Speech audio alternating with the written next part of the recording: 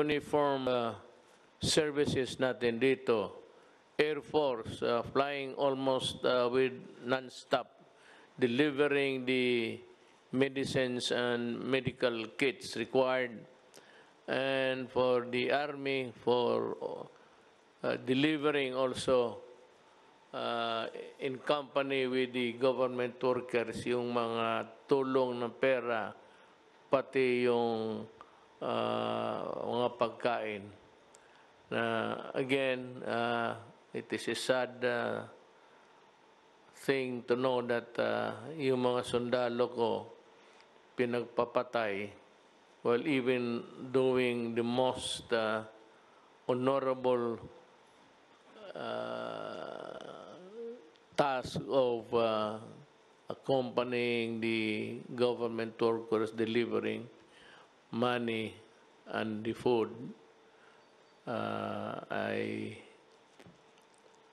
I'm so sad about this development, but there will always be a time for reckoning. There is no more peace talks to talk about. I am not, and I will never be ready for any round of talks. Kasi simply the NPA, the Communist Party of the Philippines, has no respect either for their spoken words or in their deeds of killing soldiers who are on humanitarian missions. Now, kulang pa tayo, we are still in the process of magbibili pa tayo ng maraming personal protection kits for our frontliners at ating mga medical people.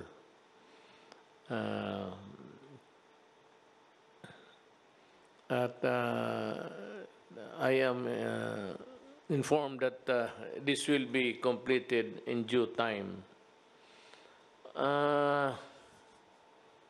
Ang utos ko ngayon is i-deliver ninyo yung medicines kay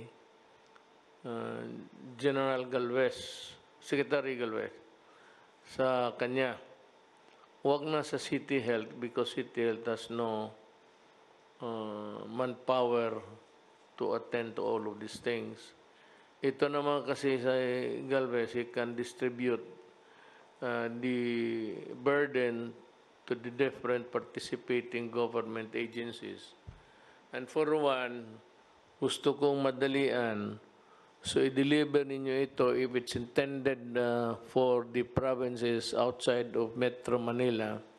Yung malayo, it's being ferried by plane. Yung malapit lang, of course, by land. Pero gusto ko na dumating sa madaling panahon.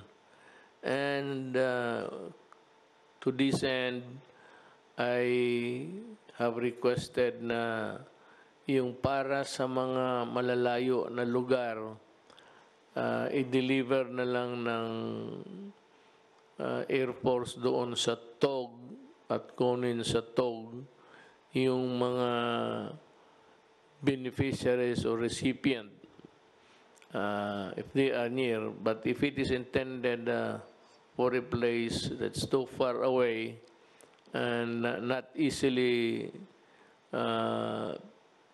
possible, then we can use the military helicopters, but with one condition, that on the ground there are troops that will secure the crew and the equipment itself.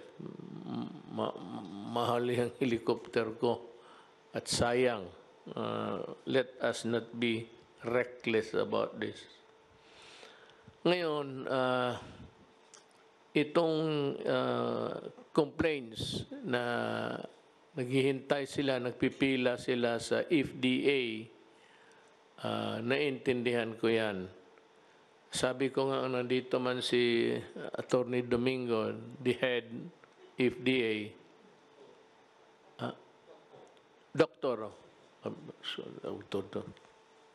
doktor pala ito, sige ako, kanina pa ako sabi, attorney, mukhang abogado ka kasi.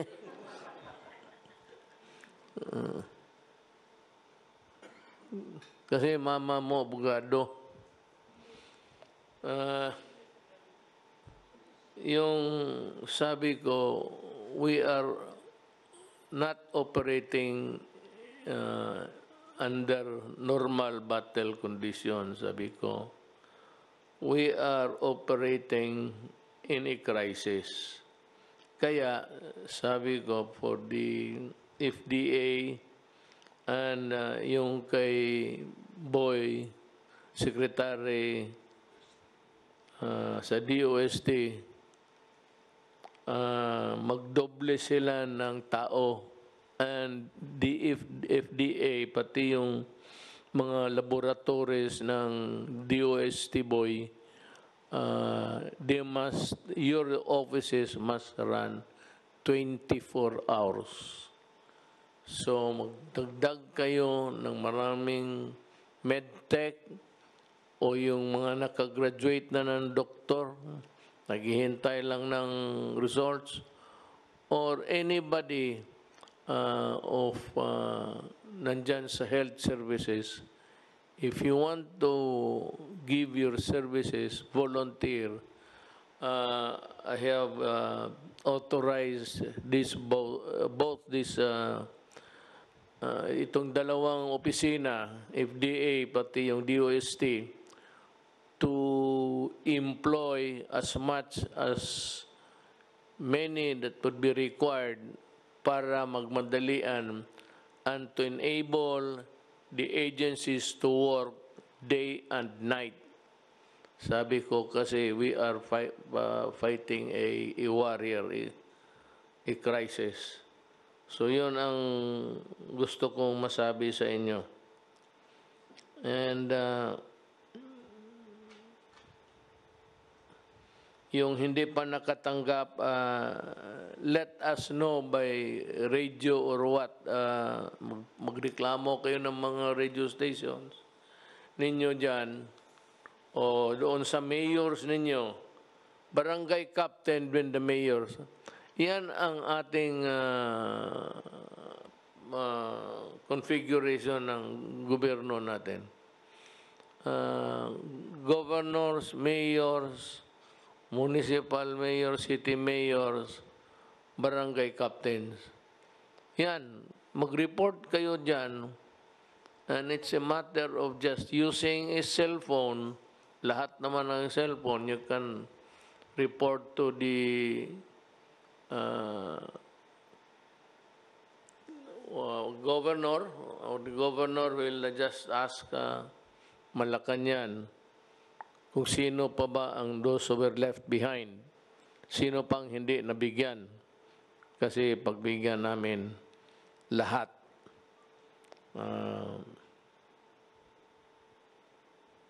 Itong sa transportation that would allow movement sa mga tao in areas under general community quarantine. Pero maghintay kayo sa final orders kasi pinaplansya pa namin to. Yung mga tindahan, yung mga bazaars, mga malls, big or small, it behooves upon you to see to it that the workers are protected. Meaning to say that the sanitation of the place must be guaranteed and that the employees are provided with durable and workable masks. And aside from sanitizing the place every now and then, when you ask us to open, we agreed, but there are the protocols to be followed. May not immaculately clean, but just sanitize it for COVID not to thrive. Tapos, endangering your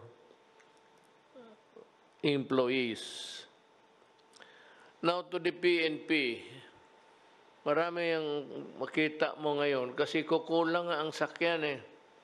But there are people who are forced to travel for a host of reason. One is nagkasakit, gusto pumunta ng ospital. One is wala talagang masakyan. Tapos may babae, matanda, bata, o kaya babaeng naglalakad. For all you know, she might really be a worker, a frontliner, or whatever. Lalo nga walang masakyan, the police must stop at pasakin ninyo itong mga babae na ito, ang mga tao na ito, at ihatid ninyo sa lugar nila. Total, kung hindi, kung malayo pa, ikarga ninyo, bring her to the boundary of the next barangay where she lives, at tumawag kayo ng police doon, ipasalubong na lang, and for that police there to complete the journey of the whatever. Lahat yan, mga matanda, lalo na may mga sanggol dala, mga babae sa gabi, naglalakad, tapos madilim, ganon. They must be provided with transportation, and that is the transportation of government. Maski karamihan dyan, pulis. Huwag kayong mag-atubili kasi ang gasolina mura.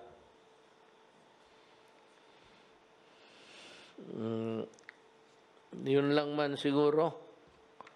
Wala naman akong malapit na. Yung iba naka-lockdown pa rin.